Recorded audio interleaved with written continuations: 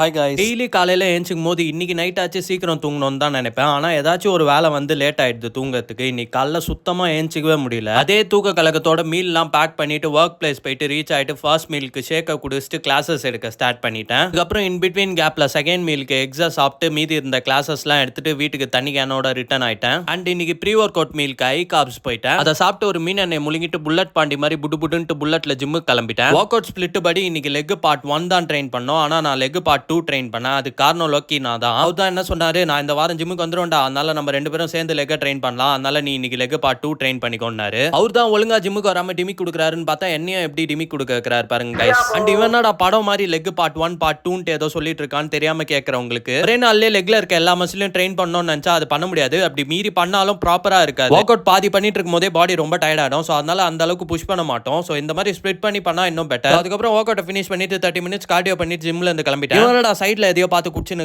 பாக்குறீங்களா, அது வேற ஒன்றும் இல்லை. இதுதான், இது அடிக்கடி பார்த்து மண்டையில ஏத்திங்கன்னா தான் நம்ம ட்ராக் ஒழுங்கா போகுது. அதை என் மண்டையில உண்டி ஏத்தினது பார்த்தாம கிளைண்ட் மண்டையிலையும் ஏற்றி விட்டு டின்னரை சாப்பிட்டு இன்னைக்கு டேவை கம்ப்ளீட் பண்ணிக்கிட்டேன். நாளைக்கு வீடியோ வந்தா பார்ப்போங்க. பாய்.